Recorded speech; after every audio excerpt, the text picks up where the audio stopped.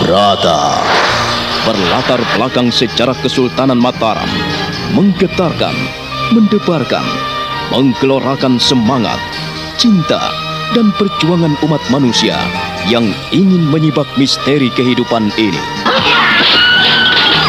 Cerita ini ditulis dan diolah oleh Bu Nergis Muriono, pengarah cerita dan naskah Agung Bahrodi, ilustrasi musik Haris Sabar, teknik dan montase Jenny Mumu, dengan sutradara Ferry Fadli. Kali ini mengetengahkan episode ke-6 dengan judul Roro Sunti.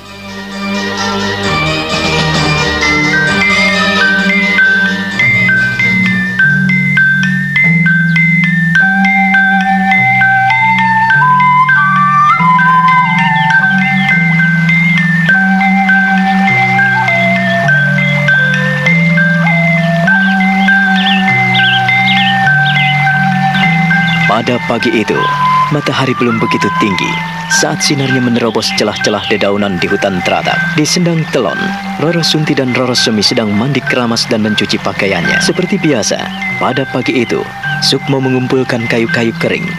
Dan ketika melintas di sana, kedua gadis itu kaget, tetapi dia segera berlalu.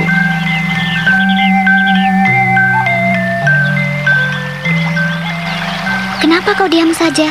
Katanya kau ingin tahu anak itu. Setelah ketemu, kau tidak mau memanggilnya. Demi Tuhan, baru kali ini aku melihatnya. Lihatlah, kau diam saja. Apa-apaan kau ini, Roro Semi? Roro Sunti, Aji Sukmo, Roro Sunti, Aji Sukmo, Roro Semi, Aji Sukmo, Roro Sunti, Roro Semi, Aji Sukmo, Roro Semi. Apa-apaan kau ini, Roro Semi? Hah? Aku menghitung-hitung, Roro Sunti. Mana yang tepat? Roro Semi atau Roro Sunti? Kau sudah gila. Berkenalan saja belum? Sudah main jodoh-jodohan. Nggak lucu? Justru itulah yang menarik. Aku ingin menghitungnya sendiri sebelum bertemu dengan pemuda itu. Aji Sukmo. Ya, nama yang indah dan berarti sekali. Kau boleh datang ke rumah Nyai Sorok dan berkenalan dengannya. Idih, begitu saja marah. Jangan begitu, Sunti. Kita kan sama-sama perempuan. Kau sekarang mulai genit, Roro Semi. Sekali-kali genit kan enggak apa. Percayalah, aku setia pada janjiku, Sunti. Bagaimana menurutmu? Ia menarik? Apa yang kubayangkan persis sama. Apa yang sama? Pemuda itu ganteng, tinggi gede, pintar dan sopan. Kalau ia anak yang tidak sopan, tentu ia tetap saja di sini dan menggoda kita. Dasar. Kau jangan cemburu, Sunti. Percayalah padaku. Aku akan menyerahkan semuanya kepadamu. Kalau kau bahagia, aku pun ikut senang. Kau ini bicara apa? Tidak lucu. Aku bicara tentang harapan seorang gadis yang mendambakan seorang pemuda tampan, pemuda pintar dan sopan santun. Mana ada pemuda yang lemah lembut seperti dia? Sopan santun lagi. Dan nampaknya ia memiliki sesuatu apa, Semi? Suatu keistimewaan.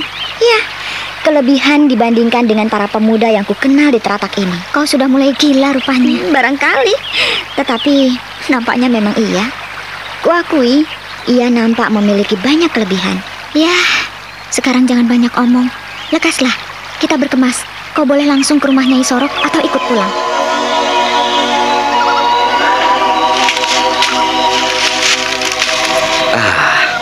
Mataku kini terbuka lebar. Kalau di teratak ini banyak perempuan cantik. Mungkinkah itu saudara Roro Sunti? Roro Sunti, anak semata wayang dari Kisrenggi. Dia ditinggal ibunya. Ia tak punya saudara. Kalau tak punya saudara, lalu siapa ya? Wajahnya mirip dan sama-sama cantik. Rambut mereka pun sama-sama panjang. Tubuh mereka indah sekali.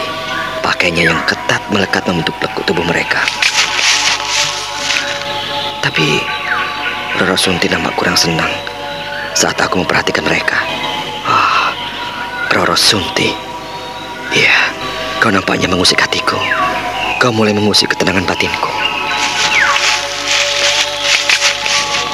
Mengertikah kau, Sunti?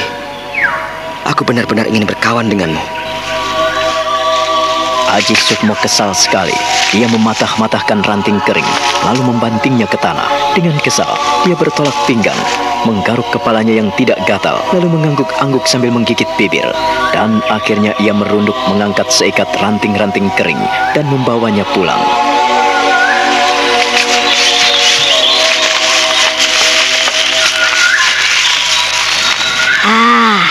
Anak laki-laki tak pantas pulang membawa kayu hanya seikat. Seharusnya kau pikul kayu kering dan baru pulang. Kenapa wajahmu murung, Sukmo? Siapa yang murung, Nek? Nenek selalu memperhatikan aku. Kau tak perlu murung seperti itu. Kalau kau malas mengambil kayu, jangan lakukan. Ikuti kemauan hati dan pikiranmu. Turutilah keinginan batinmu. Nenek, begitu saja marah? Nenek tidak marah, Sukmo. Nenek bicara tentang kebenaran. Kalau kau tidak mau mengambil kayu bakar, janganlah bersungut-sungut saat bekerja. Orang yang bekerja dengan bersungut-sungut tidak akan pernah mendapat berkat. Tidak, Nek, tidak. Sukmo tidak bersungut-sungut. Sukmo tidak malas. Hanya saja rasanya ada sesuatu yang mengganjal di hati saya, Nek. Yang mengganjal karena kau ikut orang tua renta semiskin Nyai Soro. Nenek, jangan tersinggung begitu.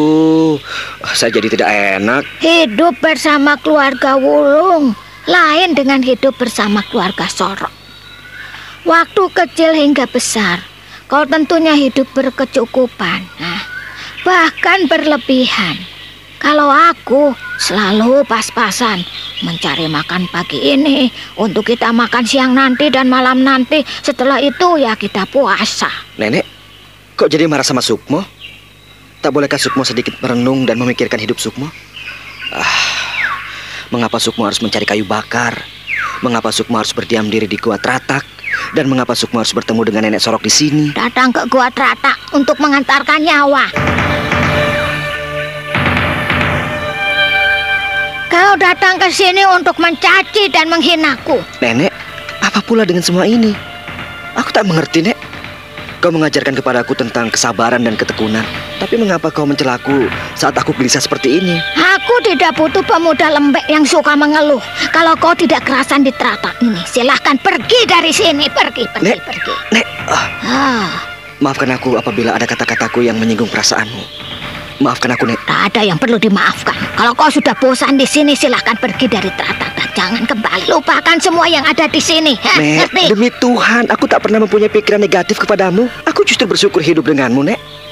Aku mulai senang. Ya, saat aku mulai betah di sini, mengapa kau menyuruhku pergi? Saat aku ingin mempelajari apa yang ada di sekelilingmu ini, ya, mengapa kau suruh aku pergi?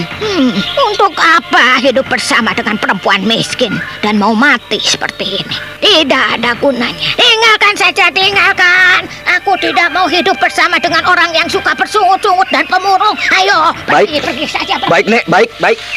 Kalau inginkan aku pergi, ya, aku akan pergi. Sukmo, tunggu. Sukmo. Karena Nenek menginginkan aku pergi, maka aku pun akan pergi juga. Percuma aku tinggal di sini kalau sudah tidak dikehendaki. Karena Nenek sudah tidak ramah lagi. Aku lebih baik pergi dan menguburkan semua apa yang kuinginkan di sini. Sukmo, Nenek tidak bersungguh-sungguh kok. Nenek sungguh-sungguh? Aku sudah dewasa. Jangan pikirkan aku. Sukmo, tunggu. Untuk apa Nenek menghalangi aku? Biarkan aku pergi. Tidak. Kau tidak boleh pergi sebelum cita-cita dan harapanmu terkabul. Kau tidak boleh pergi, Sukmo. Tak seorang pun bisa menghalang-halangi niatku. Mau pergi atau berdiam. Lepaskan tanganku, Nek. Lepaskan tanganku. Sukmo. Jangan kau pegang. Jangan pegang aku. Sukmo, maafkan nenekmu ini. Kau ternyata tetap bandel dan keras hati seperti waktu kau kecil. Waktu kau pukul nenek dan kau obrak-abrik gubuk nenek, kau obrak-abrik Gua Tratak. Kau tak pernah berubah. Sukmo. Kau memang Haji Sukmo. Kau tidak pernah berubah. Lihat ini. Lihat pelipis nenek yang pernah kau pukul dulu. Nah, janganlah kau pergi, Nger. Jangan pergi sebelum mendapat apa yang kau inginkan. Kau tidak boleh mengumbar hawa nafsumu, Nger. Aku hanya ingin menguji sejauh mana kesabaran dan kesetiaanmu. Kesabaran untuk mendapatkan apa yang kau impikan selama ini.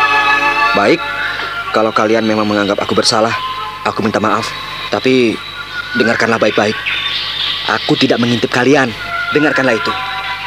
Dan kalau kalian berdua menganggap aku bersalah, ya, aku minta maaf. Aji Sukmo, kau tidak bersalah. Tidak, dia salah. Aku tidak akan memaafkanmu. Sunti, ayo pulang. Mengapa kau berkeras hati pada mereka? Hah? Aku tulus, Nek. Aku jujur. Nenek memaksa aku minta maaf. Padahal aku tidak bersalah. Demi Tuhan, aku tidak mengintip mereka. Aku hanya lewat. Ya. Baiklah. Tetapi kau harus menghargai. Mereka sudah perawan. Malu kan apabila kau lewat ketika mereka sedang mandi. Aku sudah minta maaf. Mereka saja yang ingin kemari, ingin mencari perkara. Kau marah pada mereka? Tidak. Tapi aku benar-benar jengkel. Ada sesuatu yang mereka inginkan. Tidak seperti itu caranya menghadapi para gadis. Kau harus lembut, Sukmo. Lalu mana yang benar, Nek? Orang yang tidak bersalah minta maaf, dan orang yang bersalah merasa benar. Begitu. Yang benar saja, Nek. Aku tidak bisa seperti itu. Dengar. Jangan sampai kau menyakiti hati Roro Sunti dan Roro Semi. Kalau sampai mereka benar-benar melaporkan pada Ki Srenggi, lalu apa jadinya? Permusuhan, pertentangan dan kesalahpahaman. Kau mengerti itu, Nger? Nek, aku tahu apa yang mereka inginkan. Kalau kau tahu, seharusnya tidak seperti itu. Nenek menyesal sekali. Kau tetap bandel dan keras hati. Kapan kau belajar sabar? Kapan, Aji Sukmo? Aku sudah minta maaf, Nek. Tetapi Roro Semi sendiri yang tidak mau memaafkan kesalahanku. Biarkan saja. Tidak perlu meladeni orang-orang seperti itu. Seharusnya kau bersikap biasa-biasa saja. Justru nenek merasa heran. Heran kepadaku? Nenek heran. Ada sesuatu yang ganjil dalam sorot matamu, dalam sikap dan sifatmu. Nenek yakin kau mengharapkan salah satu di antara mereka. Wajah Sukmo nampak merah padam. Dia tak mau membalas tatapan Nyai Sorok. Tiba-tiba hati dan angannya melayang pada sosok wajah Roro Sunti yang menghantuinya. Dalam batinnya timbul rasa sesal karena dia tidak bisa bersikap wajar saja terhadap mereka. Sementara itu, Roro Sunti dan Roro Semi sudah sampai di rumah. Setelah mereka berganti pakaian, mereka nampak murung.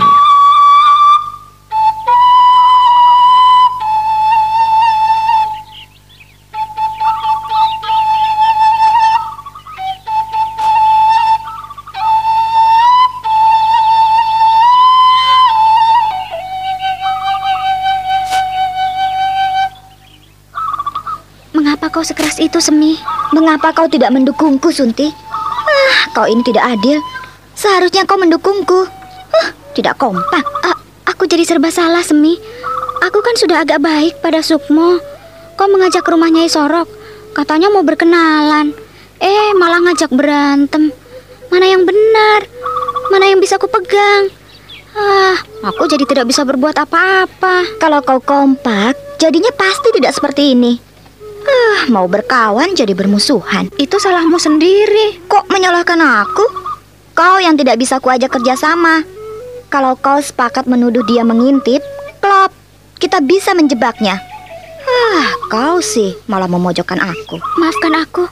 Aku tidak tahu apa yang kau mau. Aku jadi malu. Aku ingin bertahan pada pendapatku, tetapi tadi kau memojokkan aku. Bagaimana ini? Aku akan memintakan maaf padanya kalau perlu. Tidak. Untuk apa? Aku tidak bersalah. Dia saja yang angkuh. Tidak terbalik. Kau yang angkuh. Kau mengajakku segera pulang dan mampir ke rumah Nyai Sorok. Setelah sampai di sana dan melihat pemuda itu, kau tidak mau berkenalan, tetapi malah bersungut-sungut dan pura-pura marah kepadanya. Aku tidak bisa berbuat apa-apa, Semi. Sunti, aku pulang dulu ya. Kok?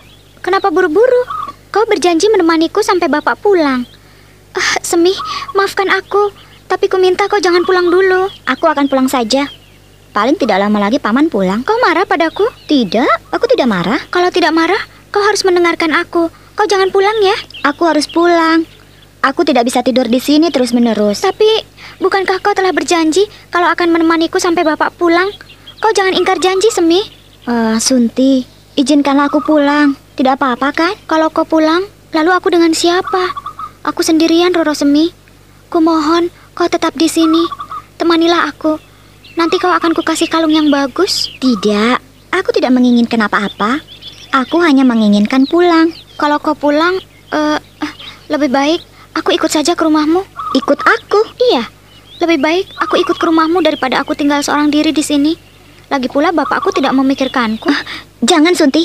Jangan membuat malapetaka lagi. Tidak, pokoknya aku akan ikut kamu daripada aku tinggal di sini sendiri. Kalau kau mau menginap di sini lagi, dengarkanlah aku, Sunti. Kau jangan ikut aku pulang. Nanti kau dimarahi ayahmu. Percayalah padaku. Lihatlah, itu kawanmu datang.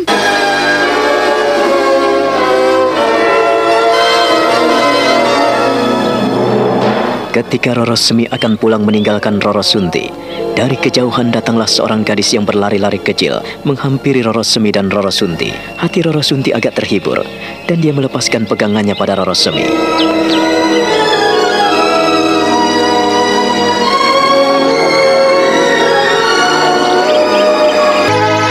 Sejak itu, Nyai Serenggi meninggal di pangkuan suaminya dengan lidah terjulur keluar. Orang-orang kampung berduyun-duyun datang ke Sendang.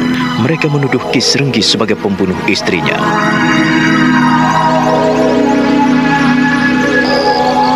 Haji Sukmo mendengarkan kisah Nyai Sorok dengan dahi berkerut-kerut. Lalu dia mengangguk-angguk mengerti apa yang telah dialami oleh lelaki yang kini menjadi perampok di desa Teratak itu.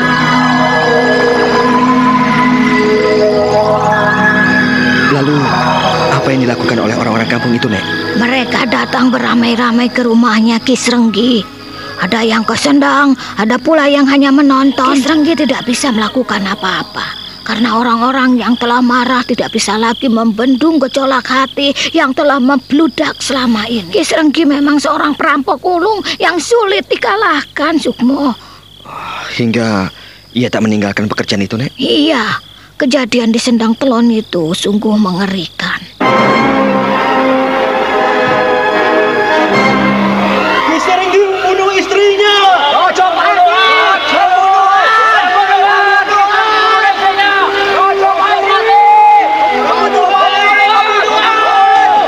Jagat Dewa Batara. Apa pula ini?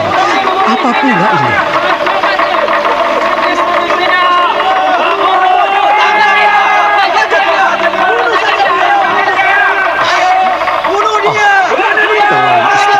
Maafkan aku apabila harus menelantarkan jenazahnya. Baik, aku akan tunjukkan kepada mereka siapa aku. Aku tidak akan membiarkan mulut mereka terlalu lancang menuduhku. Ayo, majulah kalian semua. Kalau memang kalian menuduhku membunuh istriku, bunuhlah Ki Serenggi. Aku tidak akan mundur selangkah pun. Ayo, majulah. Jangan hanya bersorak-sorak dan berteriak-teriak dari kejauhan. Tangkap aku dan bunuhlah aku.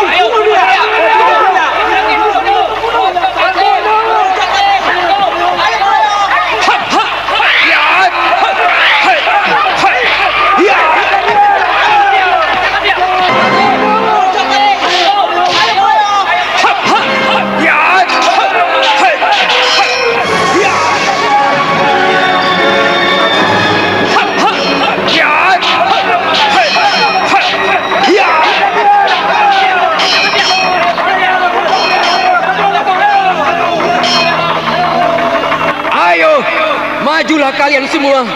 Bunuhlah Ki Serenggi bila memang Ki Serenggi membunuh. Tetapi lihatlah siapa yang ada dalam pelukanku ini, ha? Lihatlah siapa yang ada dalam pangkuanku ini. Kalian buta. Kalian hanya bisa memfitnah dan membunuh. Tangkaplah aku. Tangkaplah Ki Serenggi. Bunuhlah dan cincang aku apabila memang terbukti aku bersalah.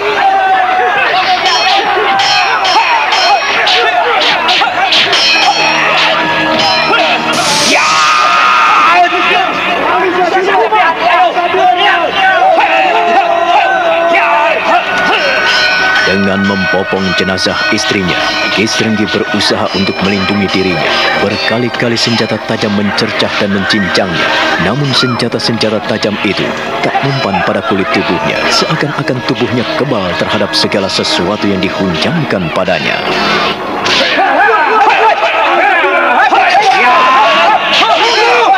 Tunggu! Berhenti!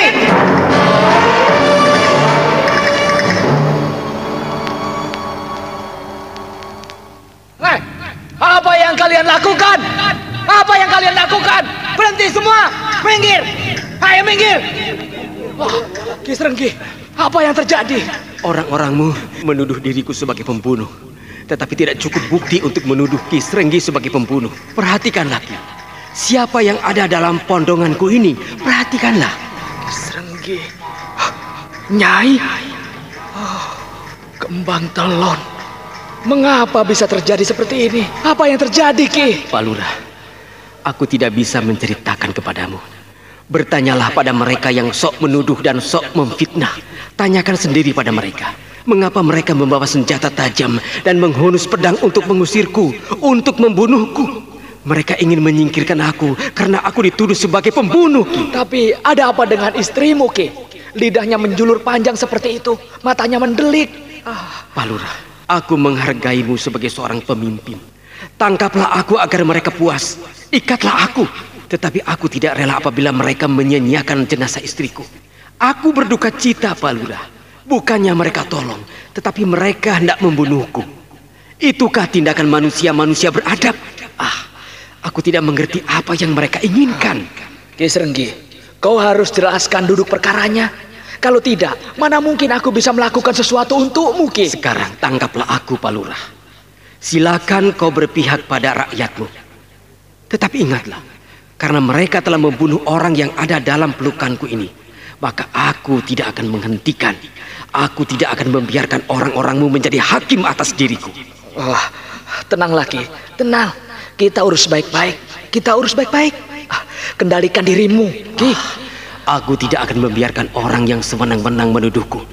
Aku tidak akan memaafkan orang-orangmu, Pak Lurah. Ki Srenggi akan bicara tidak hanya dengan mulutku ini, tetapi aku akan bicara dengan caraku sendiri. Ki Srenggi lalu berjalan diarak menuju ke depan balai desa. Orang-orang kampung mengelilinginya. Bahkan para penduduk tetangga desa pun berduyun-duyun datang ke rumah kepala desa. Ki Srenggi dikelilingi orang-orang yang penuh dengan amarah. Mata mereka mendelik dan membara. Senjata mereka terhunus di tangan kanan mereka. Semuanya diam dan minggir. Kalian tidak diperkenankan main hakim sendiri, karena hanya Dharma Diaksa dan Mufti Agung yang berhak memutuskan kesalahan Ki Srenggi. Ku minta kalian semua tenang. Sarungkan senjata kalian. Ayo cepat sarungkan. Jangan ada yang membantah. Bunuh saja dia. Ayo bunuh saja dia. Ayo hajar saja dia. Tenang, tenang semuanya. Pak Lurah, aku rela menjadi korban dan tumbal untuk ketenteraman desa ini di tangan mereka. Tetapi pesanku, kebumikanlah jenazah istriku sebaik-baiknya. Dan aku bersumpah, aku akan melaksanakan tuduhan dan fitnahan mereka. Apabila mereka terbukti bersalah dan aku terbukti benar, bunuhlah aku dan silakan. Silakan, ayo. Silakan kalian menusuk dan membacokku. Aku tidak akan mundur. Tidak, Ki Srenggi. Aku tidak akan membiarkan orang-orangku menghakimimu. Kalau kau benar, akan terbukti kebenaranmu. Tetapi kalau kau salah, aku pun hanya bisa cuci tangan saja. Ikatlah aku, Pak Lurah, dan penggalah kepalaku. Aku rela melepaskan nyawaku demi kebenaran. Dengarkan baik-baik. Aku tidak membunuh. Ki Srenggi hanya diam ketika tangan dan kakinya diikat pada sebuah tiang. Pak Lurah tidak bisa berbuat apa-apa. Mendengar teriakan-teriakan ngeri dari orang-orangnya yang telah haus darah. Dua orang algojo datang mendekati tiang hukuman dengan pedang yang tajam dan berkilat-kilat.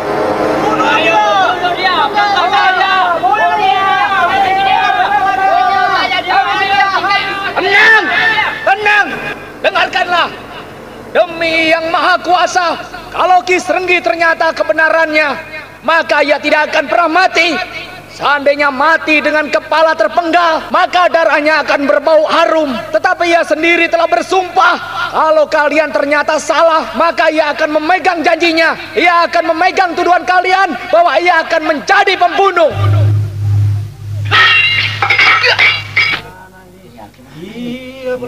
Kau, Kisrenggi, lepaskanlah segala ilmumu. Kau harus menerima hukumanmu dengan rela. Sudah kukatakan kepadamu, Pak Lurah, bahwa aku tidak bersalah. Aku tidak membunuh istriku. Hanya orang gilalah yang membunuh istri yang dicintainya, Pak Lurah.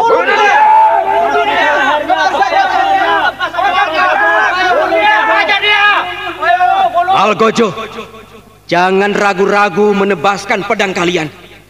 Tebaskanlah dan potonglah leherku. Kalian akan menjatuhkan kepalaku ke tanah apabila aku bersalah. Demikian pula sebaliknya. Jika aku tidak bersalah, maka aku berjanji demi Khalik langit dan bumi, aku akan memenggal kepala kalian demi keadilan dan kebenaran.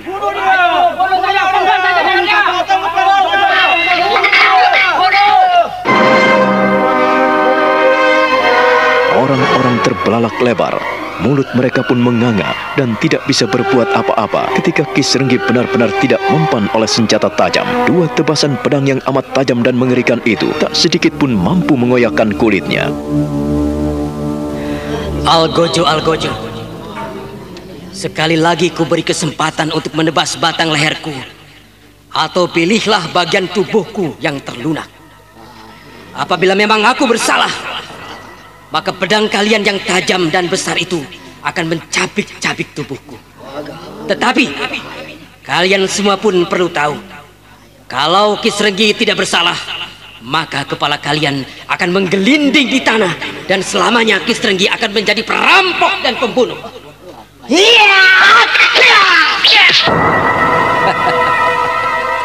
Kalian telah membuktikan kalau Kisrenggi tidak bersalah. Tidak, kau manusia iblis. Kau telah menggunakan istrimu sebagai tumbal kesaktianmu, Kisrenggi. Dan kami tidak akan percaya kalau kau tidak bersalah. Itu terserah kalian. Kadang-kadang orang yang benar tidak dibenarkan ucapannya, tetapi para pembual diikuti kata-katanya. Sekarang lihatlah, Kisrenggi akan membalas dendam. Ya!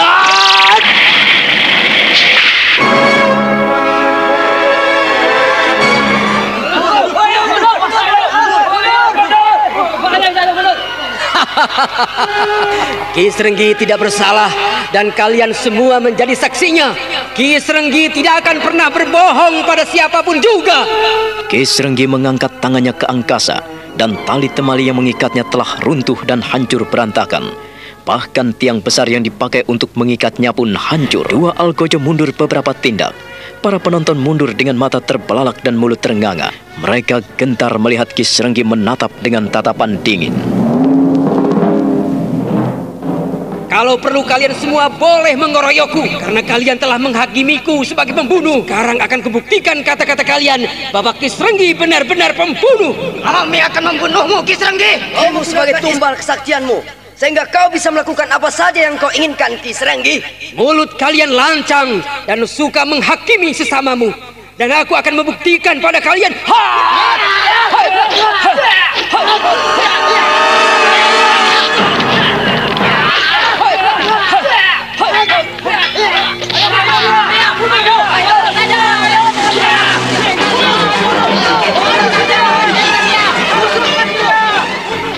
Jadi, Kisrenggi memang menggunakan istri sebagai tumbal, Nek? Ya, sampai sekarang tidak ada yang tahu, Sukmo. Apakah ia benar-benar menggunakan istrinya sebagai tumbal apa tidak? Nenek pun tidak tahu. Kau bisa menanyakannya kepada Roro Sunti. Itu pun kalau ia tahu. Nampaknya mereka tak adil, karena tak bisa membuktikan kebenaran bahwa Kisrenggi itu pembunuh atau tidak. Lalu bagaimana dengan kedua Algojo yang akan menebas leher Kisrenggi itu? Kedua Algojo itu, wah, mengerikan sekali. Mereka bertarung.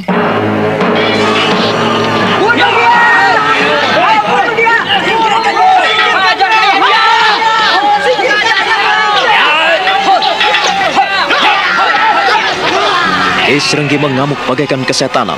Tiang hukuman yang telah patah itu digunakan untuk melawan kedua algojo yang bersenjata pedang tajam dan besar itu. Beberapa kali kedua algojo itu terkena giliran pukulan.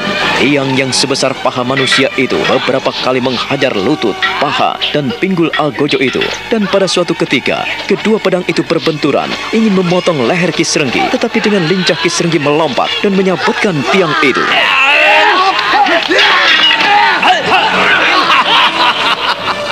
Kedua pedang kalian telah jatuh. Hayo, hayo. Keduanya telah menancap di dekatku. Majulah. Kenapa kalian melompat mundur? Hayo, majulah. Ayo maju. Kau benar-benar manusia iblis. Kau manusia setan. Jangan hanya bisa mengumpat. Lihatlah kawan-kawanku. Hirup udaralah panjang-panjang dan sepuas hati kalian sebelum ajal merenggut kalian. Kedua pedang kalian telah ada di tanganku. Tak perlu kalian takut. Ki Srenggi, kau benar-benar manusia setan. Kau keranjingan iblis. Kau memang telah menggunakan istrimu sebagai tumbal kesaktianmu. Rasakan ini. Dua kepala algojo itu menggelinding ke tanah dan bersimbah darah. Kedua tubuhnya tergolek tumpang tindih. Ki Srenggi menginjak mayat mereka dan para penonton pun satu persatu meninggalkan arena. Mereka lari terbirit-birit menyelamatkan diri masing-masing. Dengarkanlah, aku berjanji kepada langit dan bumi, kepada kalian semua. Darah dua algojo ini telah menjadi tumbal kesaktianku.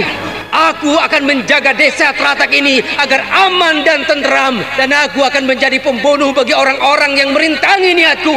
Aku Ki Srenggi yang telah dikutuk menjadi perampok dan pembunuh. Kasihan Ki Srenggi. Kasihan. Iya, Nek. Kasihan sekali karena ia menjadi korban kutukan. Tapi ia telah memiliki jalan hidupnya sendiri, Sukmo. Tak seorang pun yang bisa menghalang-halangi jalan hidup seseorang. Ki Srenggi hatinya keras dan ia tidak akan pernah bertobat. Karena ia termakan kutukan, Nek. Ya, barangkali Sukmo. Nenek sendiri tidak tahu. Iya, tak seorang pun tahu apa yang diinginkan ayah Roro Sunti. Apakah Nenek tidak pernah berbincang-bincang dengan lelaki itu? Bukannya aku tidak mau, Sukmo. Ya, bukannya nenek tidak mau. Tetapi Ki Srenggi sendiri yang menutup diri terhadap lingkungannya. Jadi, ia tak pernah bergaul dengan siapapun, Nek? Kalau dengan sanak saudaranya saja tidak dekat, apalagi dengan orang lain, Sukmo. Kau tahu, dia punya banyak saudara, tetapi mereka menyangkalnya. Jadi, tak ada yang mau mengaku sebagai saudaranya, Nek? Ada. Tetapi mereka terus menghilang. Hanya ayah Roro Semi yang mau mengakuinya sebagai saudara. Sebab ayah Roro Semi selalu berada dalam ancaman. Kita harus menjembataninya untuk menyelesaikan masalah itu. Mereka akan menjadi orang-orang yang hilang.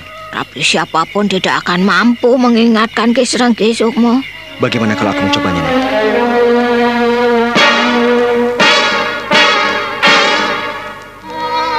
Nyai Sorok tidak menjawab tekad Sukmo. Perempuan tua itu hanya tersenyum. Dan Sukmo mengerti arti senyuman itu. Dan benar, pada suatu senja, seperti biasa, ia bertemu dengan Roro Sunti di Padang Ilalang, di lereng Gunung Pucang Pendowo.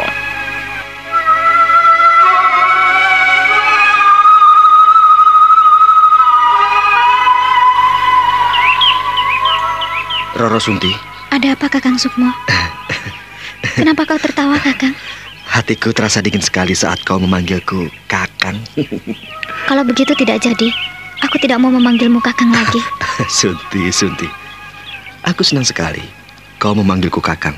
Kalau senang, mengapa menertawakan aku? Ya, karena sepanjang hidupku, sejak kecil hingga sebesar ini, tak seorang pun yang mau memanggilku Kakang Aji Sukmo. Selaras dengan kebandelan dan kenakalanku, hingga orang lebih pantas memanggil namaku saja. Dan aku pun bangga. Tetapi aku lebih bangga karena ada seorang gadis cantik yang memanggilku dengan nama Kakang Sukmo. Kenapa kau tertawa sendiri, Kakang? Rabalah dadaku, rabalah Roro Sunti. Detak jantungku terasa tenang dan teratur sekali. Ada kedamaian dan rasa nyaman di sini karena kau memanggilku Kakang. Sejuk dan tentram aku bersamamu. Iya. Roro Sunti. Aji Sukmo. Kenapa tak memanggilku Kakang lagi? Habis kau jual mahal, dipanggil Kakang menertawakan. Dipanggil namamu saja bengong. Roro Sunti, aku bahagia sekali sejak berkawan denganmu. Iya. Roro Sunti, kau mau meraba dadaku, mendengarkan detak jantungku? Mau? Tidak, malu Kakang. Aji Sukmo hanya bisa tertawa-tawa melihat Roro Sunti tak jadi meraba dadanya. Sekalipun tangan gadis itu telah terulur. Wajah Roro Sunti merah merona. Ia menarik kedua tangannya dan meraba dadanya sendiri. Lalu dia berpaling muka. Dia menggigit bibirnya sendiri dan menyapu dengan ujung lidahnya. Ada desir aneh melanda seluruh rongga dadanya. Dan ia melirik Aji Sukmo yang mendekatinya.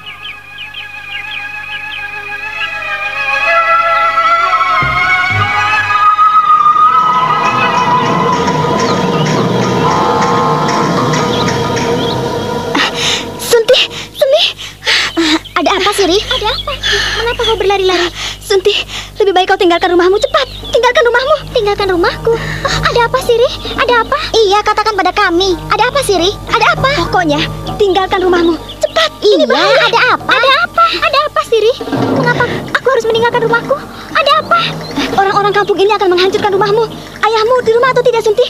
Bagaimana ini, Semi? Bagaimana ini? Yang penting, cepat-cepat kau tinggalkan rumahmu. Jangan sampai kau menjadi korban dari amarah mereka. Ada apa? Katakanlah padaku. Ada apa sih? Pokoknya cepat tinggalkan rumahmu. Ayo, kau boleh ikut aku atau kau ikut Roro Semi. Terserah kau, Sunti. Yang penting tinggalkanlah rumah ini. Cepat. Jadi orang-orang kampung kita marah. Marah pada siapa? Tentu saja pada ayahmu. Cepat tinggalkan.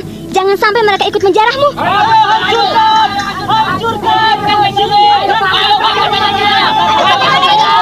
Tinggalkan, ikutlah aku. Ayo cepat. Nanti bagaimana dengan aduh bagaimana ini?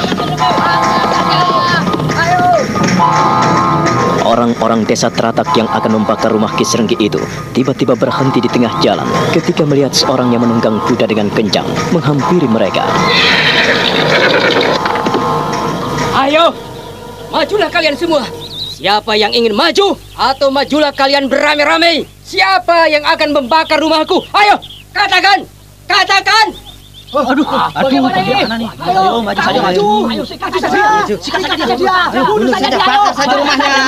Jangan hanya bisik-bisik. Ayo, siapa yang memimpin kalian? Majulah ke depan. Jangan sampai pedangku menggorok kalian semua. Ayo, katakan. Katakan siapa? Dan majulah siapa yang ingin membunuh Kisrenggi. Siapa yang mau membakar rumahku? Ayo, katakan. Aku yang akan menghadapinya. Kisrenggi, kami tidak suka. Kau telah membunuh Podang dan Doro. Kami menuntut. Kalian boleh menuntut. Siapa yang ingin membunuhku? Majulah. Mengapa kalian diam semua? Kau harus menebus semua kesalahanmu. Kau telah membunuh. Aku membunuh karena ada alasan. Ia mengganggu anakku dan menghalang-halangi langkahku. Itulah yang membuat aku membunuh kedua pemuda itu. Ayo, kalau kalian tidak terima, majulah. Keroyoklah Kisrenggi. Ayo maju. Bunuh dia. Ayo maju. Rangket dia. Maju. Bunuh dia. Ayo maju. Bagaimana? Ternyata kalian semua licik.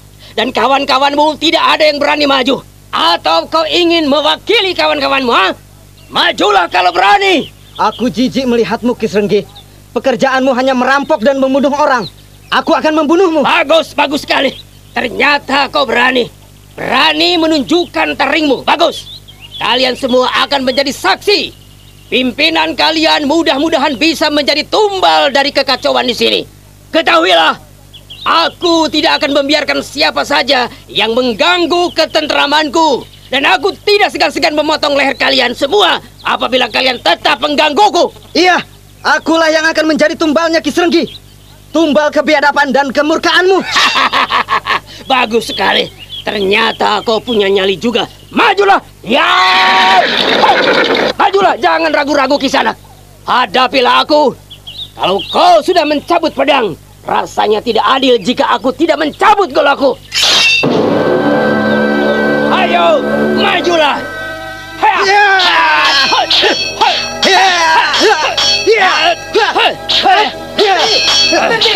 Berhenti!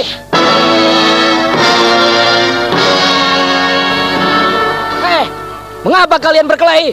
Mengapa? Hah? Ada apa ini? Mengapa kalian main hakim sendiri? Kisrenggi, ada apa ini? Pak Lurah, maafkan aku bila aku harus meladeninya. Mereka ingin membakar rumahku. Untung aku cepat-cepat pulang. Kalau aku tidak segera pulang, apa jadinya? Apakah benar kalian ingin membakar rumah Kisrenggi? Hayo coba, siapa yang menjadi pimpinan kalian? Ampunkan saya, Pak Lurah. Kisrenggi telah membunuh Doro dan Podang. Kisrenggi, apakah benar demikian? Apakah benar tuduhan Kisanak ini? Memang demikian. Memang demikianlah Pak Lurah. Aku memang telah membunuh Doro dan Podang karena mereka telah menggoda anakku. Bagaimana perasaanmu jika anak gadismu diganggu orang? Apakah benar demikian? Jawab! Kami tidak tahu, Pak Lurah. Ya, Pak Lurah. Kami tidak tahu, Pak Lurah. Tidak tahu, Pak Lurah. Kami hanya menemukan kepala Doro menggelinding di tanah. Iya, kami menemukan mayat mereka di tengah jalan. Mereka tidak melihat sendiri apa yang sedang terjadi, Pak Lurah. Aku memang perampok. Aku memang berandal.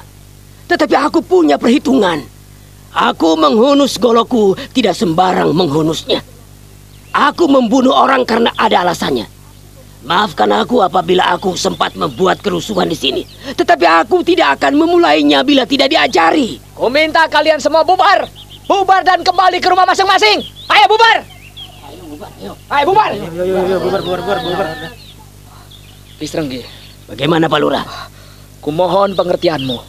Jagalah keamanan dan ciptakanlah ketentraman. Terus terang, aku tidak suka apabila terjadi kericuan di sini. Seperti Pak Lurah ketahui, aku tidak pernah mengganggu tetangga-tetanggaku. Mereka tidak ada yang kukenal. Mereka bukan penduduk kita. Mereka bukan orang-orang sini. Pak Lurah, nampaknya kurang baik kalau kita omong-omong di luar. Mari, silakan masuk. Terima kasih. Pak Lurah dan beberapa orang kepercayaannya mengikuti langkah Kisrenggi memasuki halaman rumahnya. Lalu Pak Lurah pun duduk di dalam rumah Kisrenggi yang sederhana, tetapi penuh dengan benda-benda berharga.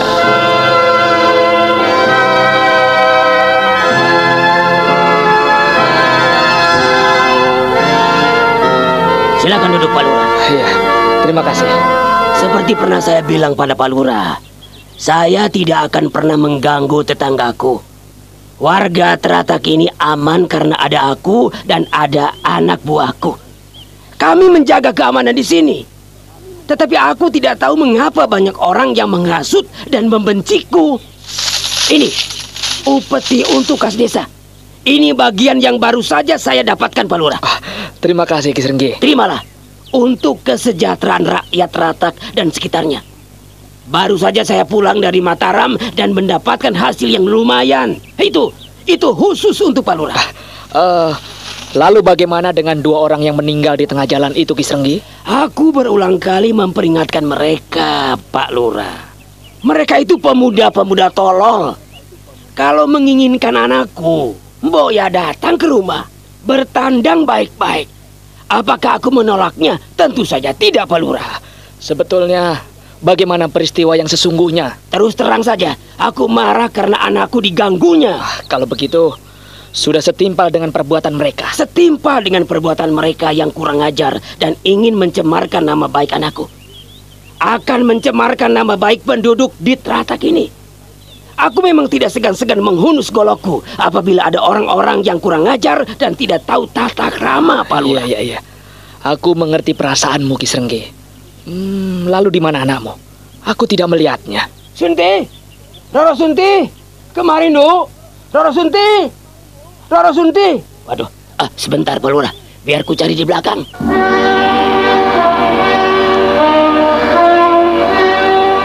Ketika Kisrenggi masuk ke belakang, perlahan-lahan Pak Lurah membuka buntalan uang yang ada di depannya.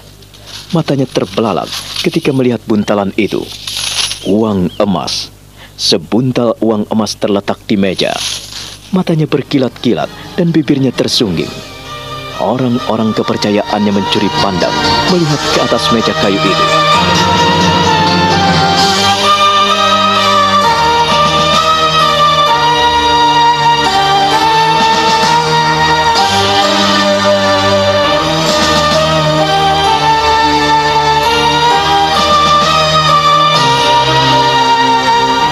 Nah, bagaimana kisah selanjutnya?